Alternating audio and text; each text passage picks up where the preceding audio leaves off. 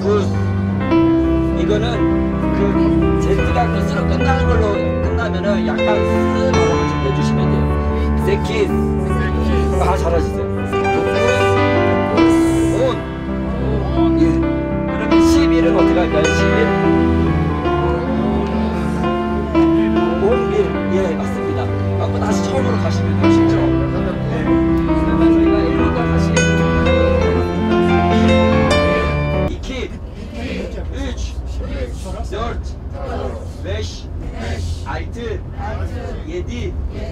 6 7 8 9 온.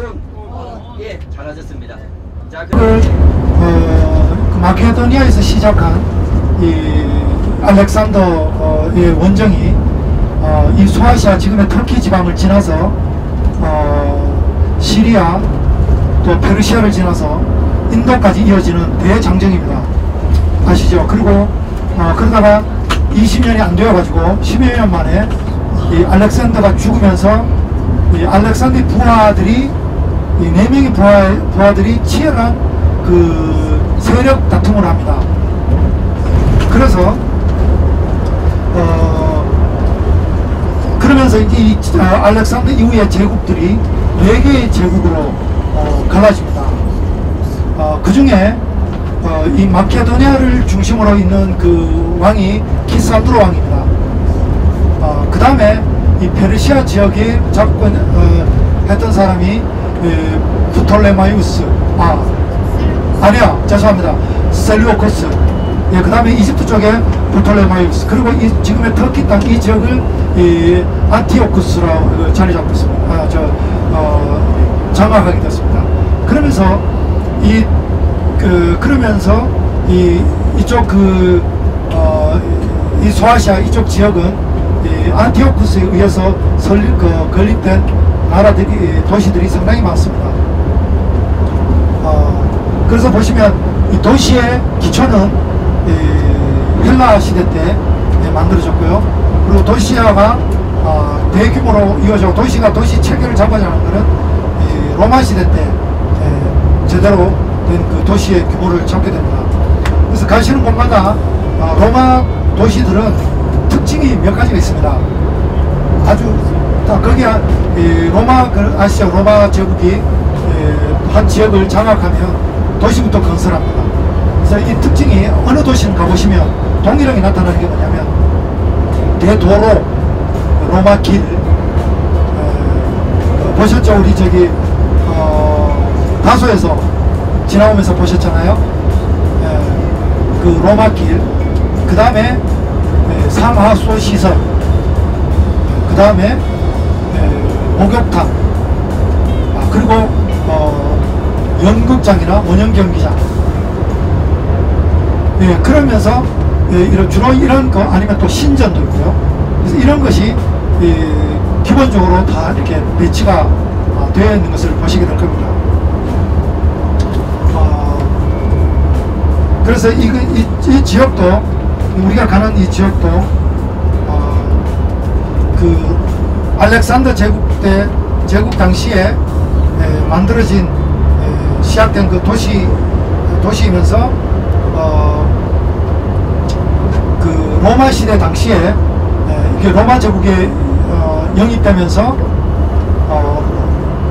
로마 도시로 발전이 되어 갑니다. 그래서 가장 번성한 시기는 AD 3세기경이라고 합니다. 이 당시 인구는 약 한 5만 명 정도, 5만 명 정도 되는 도시였고, 이 지역은 또 이 비시대아 이 지역 중에, 지금 가르치는 곳 이 지역 중에 상업의 중심, 그리고 정신적인 어떤 철학의 그 학문적인 그 중심이었다고 전해지고 있습니다. 그리고 이 비시디아 지역에는 많은 유대인들이 살았다고 합니다. 보시면 대부분 그래요. 이 지역들이 이 도시들, 고대 유적지들 가보시면 공통적으로 나오는 이런 이야기들이 이제 유대인들 이야기 많아요. 이미 이 당시에는 유대인들이 많이 흩어져 있었고, 유대인들 중심으로 이 상업이 이런 것이 많이 발전되어 있는 것을 보게 됩니다. 그리고 또 이 상업이 발전되는 곳은 뭐가 발전할까요? 돈. 그러니까 금융업이 발전되죠. 그래서 이 금융 쪽으로 이 유대인들이 많이 장악하고 있는 것을 아시게 될 것입니다. 고대 때부터. 그래서 바울이 미시대 안디옥에 오게 된 이유도 이 지역에 흩어져 있는 유대인들을 또 이방인들이 복음을 전하기 위해서 왔는데, 이 미시대 안디옥을 택해서 삼은 것도 또 아마 유대인들을 통해서 회당에 나오는 유대인들뿐만 아니고 또 이 민족에서, 타 민족에서 유대인들을 전향한 사람들이 많이 있었던 걸로 전해집니다. 그래서 이들에게 복음을 전하기 위해서 회당에 가서 복음을 전하게 되죠. 어제도 뭐 오면서 말씀을 드리는데 1차 전도여행지, 2차, 3차 모두가 이 미시대 안디옥을 거쳐갔고, 또 그래서 이쪽에서 또 2차 전도에 들어서 미시대 안디옥에서 흑해 쪽으로, 지방 무시아 쪽으로 올라갔다는 이야기도 이제 설명을 드렸습니다. 여기서 나중에 또 우리가 거기 도착해서 또 다시 한번 또 말씀을 드리겠지만, 이 사도행전 13장에 나오는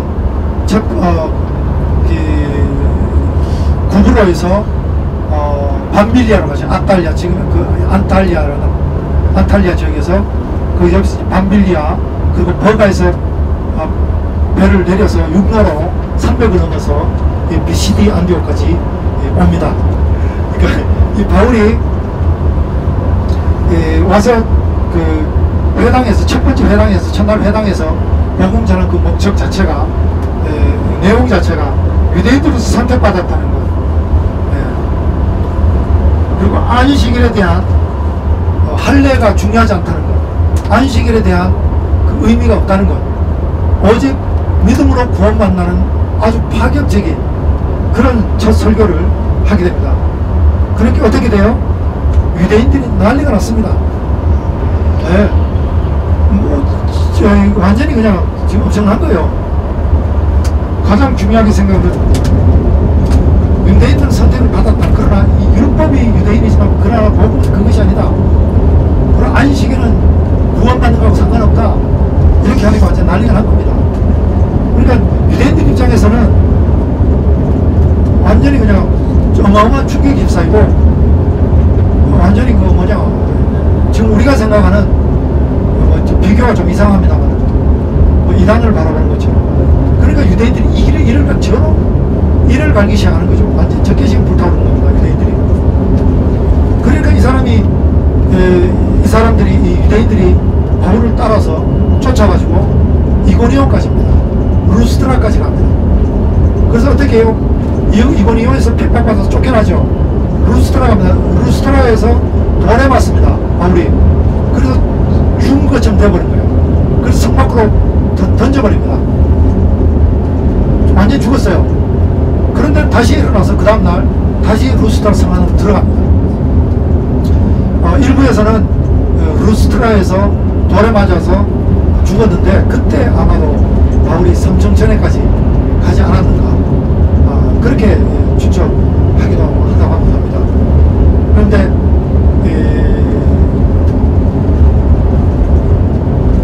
근데 놀라운 것은 그 다음날 정신을 차리고 성 안으로 다시 들어가서 복음을 전했다는 거예요.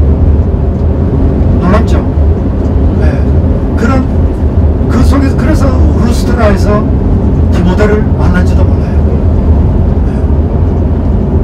그 디모데에 대해서는 목사님들 잘 아실 겁니다. 어떤 사람인지. 그러니까 이 시대를 움직여 나가는 한 제자를 삼기 위해서, 제자를 만나기 위해서는 엄청난 대가를 치러야 되는 거예요. 그냥 만나기 힘든 것 같습니다. 그러고 보면요, 이 터키 땅에서 내가 이 디모데와 같은 제자를 낳으려면 나도 다윗과 아주 바울과 같이 한번 죽어야 된다 생각이 듭니다. 할렐루야. 얼마나 감사한지. 그래라도 할 수 있다면 참 감사하겠어요. 어쨌든 이 유대인들 입장에 봤을 때는 이 어마어마한 충격을 당한 겁니다. 한마디로 이 바울이 전하는 이 메시지가 유대인의 전통적인 입장에 봤을 때는 도저히 용납할 수도 없고 이거를 어떻게 말로 표현할 수 없는 엄청난 그 유대인에 대한 공격으로 여겨졌다는 겁니다. 그래서 바울이 그때부터 가는 곳마다 유대인들 때문에 힘들었던 거예요. 바울도 유대인이잖아요. 예수님도 결국에는 유대인들에게 자신의 민족인 유대인들에 의해서 십자가에 달려 죽으셨고, 그래서 핍박받은 사람들도 야고보의 스데반의 죽음도 유대인들에 의해서. 그러니까 이 바울도 마찬가지예요.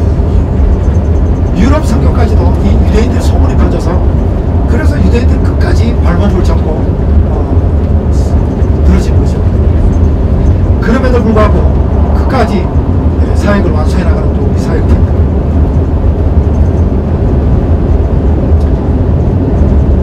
그럼에도 불구하고, 이러한 어려움에도 불구하고 복음은 왕성하게 계속적으로 전해져 갔습니다.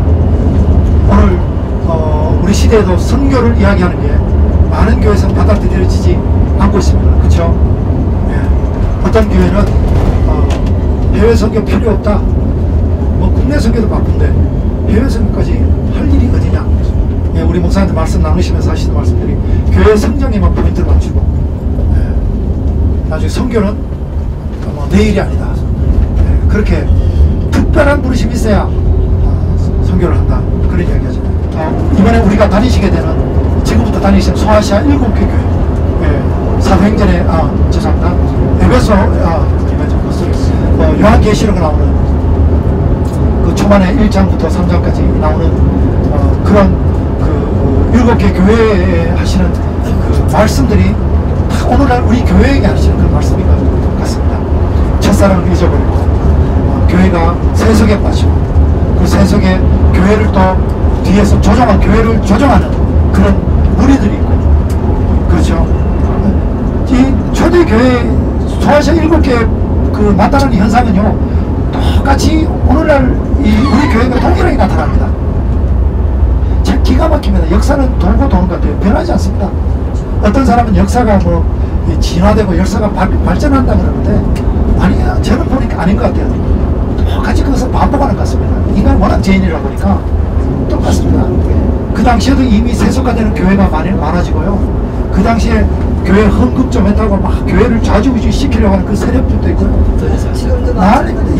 똑같습니다. 똑같아요. 그죠? 그러니까 뭐 어떤 나중에 또 외곽이어가지고 인터넷이. 제가 나중에 또 7개 교회를 가면서 제가 설명을 드리겠습니다. 그 예전에도 그 2000년 전에도 소아 7개 교회 그 당시에도 보면 사업하는 사람들이 상당히 많았습니다. 그 당시에는 또 여성 그 사업가들도 꽤 많았던 것 같아요. 그 여성들이 사업을 하니까 헌금을 많이 하잖아요. 그 교회 공동체를 자기 마음대로 막 조종하려고 하는 사람들도 많고요. 그 교회에서도 세금을 헌금을 많이 하니까 교회 지도자들이 그런 교회 그 움직이라는 그 사람들을 치리를 못해요.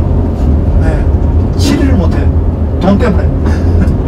그 오늘날 일어나는 일들이 소아시아 그 당시에도 이미 동일하게 일어난 것 보면요, 참 기가 막힙니다. 그런 것처럼 우리 다니시면서, 우리 교회를 보시면서 어떻게 보면 소아시아 7개 교회를 향한 그 오죽했으면 사도 요한에게 하나님께서 이러한 그 계시록을 보여주셨던, 묵시를 보여주셨던 그 계시를 읽어보면 한탄합니다. 목사님들 계시고 장로들 계셔서 오늘 이 상황을 보시면요, 예수님께서 보여주신 그 애통하는 그 마음을 아마 충분히 이해하실 겁니다. 내가 예수님을 더 보였을 거라고 내가 예수님을 더 했을 거라고 충분히 이해하실 겁니다. 그래서 오늘 이 선교라는 것이 교회들의 이미 다 잊어버리고, 선교에 대해서는 특별한 교회, 특별하게 부름받은 교회가 하는 것으로 지금도 많이 오해를 받고 있습니다. 그래서 선교를 주장하고 선교를 말하면 왠지 모르게 딴 세계에서 온 사람들 같고, 그죠? 선교를 해야 돼. 한국 교회가 선교를 해야 되겠냐고 마지막에 우리가 한국교회가 성교 위에 세워졌고 성교에서 피 위에 세웠고 또 성교하는 성교 위에 세워졌는 게 한국교회인데 중국교회도 마찬가지고 이제는 우리가 해야 될 게 뭐가 있냐고 성교 한국교회가 성교를 세워졌기 때문에 성교해야 되지 않겠냐고 마지막 남아있는 이 성교 대상지가 어디예요? 이 중동 아프리카 우리가 이 지역에 우리가 마지막 남은 이 지역에 우리가 해야 되지 않겠냐고 그거를 주장하는 겁니다. 그냥 열심히 사역하세요. 열심히 전도하시면서 열심히 또 선교하시면 되지 않냐고. 아니 뭐 그게 중요한 것이 뭐 단체가 어떤 특별한 단체가 중요하겠습니까? 다 하나님의 나라인데. 아멘? 예. 바울처럼 뭐 다툼으로 하나 이렇게 하나 전해지는 것은 그리스도가 우리가 하나님의 그 나라의 관점에 봐서 좀 넓은 마음으로 우리가 해갔으면 좋겠다는 생각이 많이 듭니다. 어떻게 보면 바울이 있던 것 바울은 유대인들에게 복음에 대한 그 당시에 보면 아주 그 충격적인 그런 그 메시지를 전하고 다녔는데 그럼에도 불구하고 끝까지 유대인들 끝까지 발목을 잡고 늘어집니다. 그런 고난을 다니면서도 끝까지 2차, 3차 이제 마지막 그 황제 앞에 서서 죽는 그날 끝까지 달려갔고 그 모범을 때문에 또 많은 우리 제자들이 또 속사도 시대, 교부 시대를 거치면서 또 수도원 운동을 거치면서 경건주의 운동을 거치면서 종교개혁을 거치면서 지금 오늘 우리 시대에 그리고 영적 대부흥 17세기 18세기 영적 대부흥 대각성 운동을 통해서 또 우리를 통해서 여기까지 우리가 오고 있습니다. 이런 복음의 역사, 이 선교의 역사를 따라서 우리가 지금 오늘 우리에게 맡겨진 마지막 시대의 이런 사명감을 어떤 어려움이 있더라도 끝까지 이겨나가야 되리라고 생각합니다. 아멘. 예, 여기. 예, 여기 받으신 겁니다.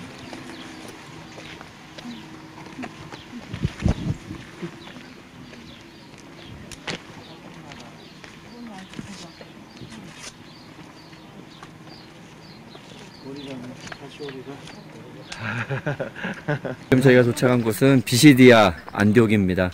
그 사도 바울이 일자 전도 여행에서 이 아탈리아를 지나가지고 버가를 지나가고 도착한 곳이 이 비시디아 안디옥입니다. 비시디아 안디옥은 과거에 동서남북을 잇는 교통의 요충지로 또 많은 군부대가 이곳에 주둔해 있었습니다. 지금 이제 남아 있는 것은 이제 로마 시대의 도시의 흔적과 또 그 당시에 있었던 이 유대인 회당이 있습니다.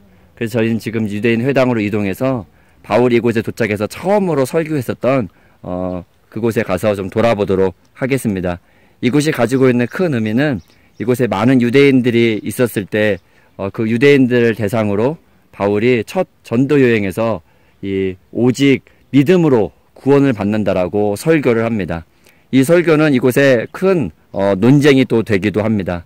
많은 사람들이 바울의 설교로 인해서 은혜를 받은가 하면 또 많은 유대인들은 바울의 이 설교를 부담스러워하면서 바울을 돌로 쳐 죽일 것을 또 다짐하기도 합니다. 또한 바울 입장에서는 이곳이 앞으로 이방인들을 향해서 본인이 복음을 전하겠다라고 이방 선교에 하나님으로부터 마음을 받는 귀한 계기가 되기도 합니다. 예, 지금 앞으로 보고 있는 것이 그 로마 시대 당시에 있었던 유대인 회당입니다. 그래서 바울이 아탈리아를 지나가지고 버가를 지나서 약 해발 2000m가 넘는 그 토로스 산맥, 큰 산맥을 지나가고 온 다음에 이 교통의 요충지인 이곳에 와갖고 이 유대인 회당에서 바울의 첫 설교를 하게 됩니다.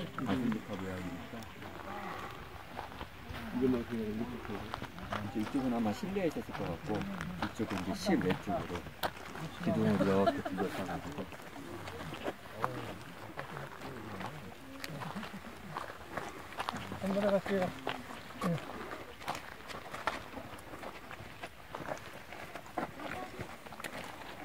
지금 이제 이 도시가 현대로 넘어오면서 이제 지진이 나서 지대가 이제 땅 밑속에 가려 있었습니다.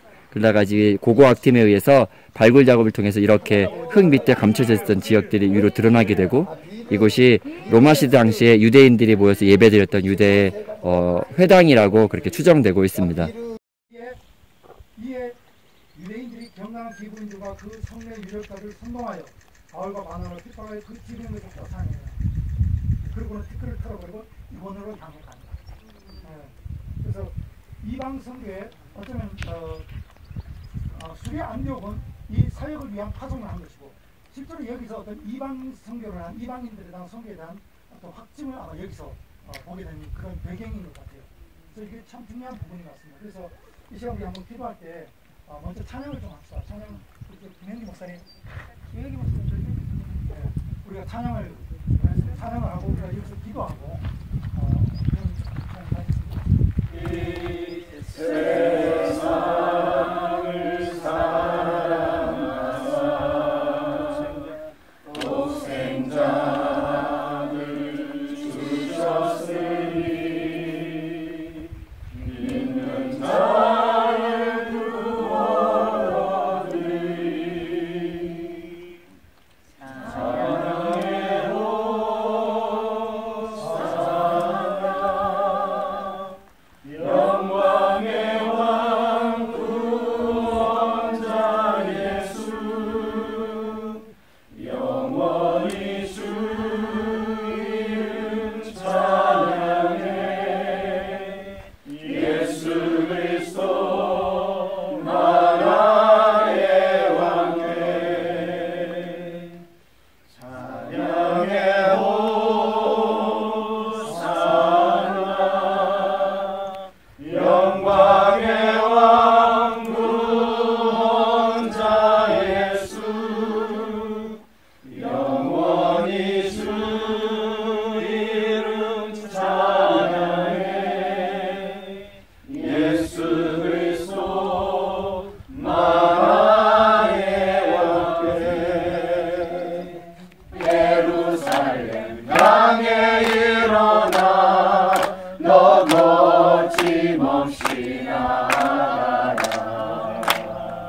모진 고난 핍박이 와도 우리는 더욱 견고해 선포하리. 하나님 나라 주님의 교회 승리하리라. 주님의 명령 따라 한국교회 일어나리라. 주님 앞에 서라고 돌아서지 않으리. 구름의 불길 따라 선교 한국 일어나리라. 우리 주님 다시 오실 때까지 주님의 사랑의 명령 따라 한국교회 일어나리라.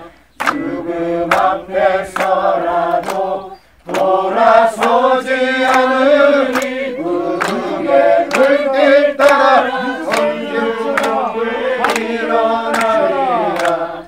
우리 주님 다시 오실 때까지 영원한 주님의 사랑 영원한 주님의 십자가 사랑 우리를 재촉하시네. 복음 들고 예루살렘 향해 일어나 너 거침없이 나아가라. 모진 고난 핍박이 와도 우리 믿음 더 견고해 선포하리. 하나님 나라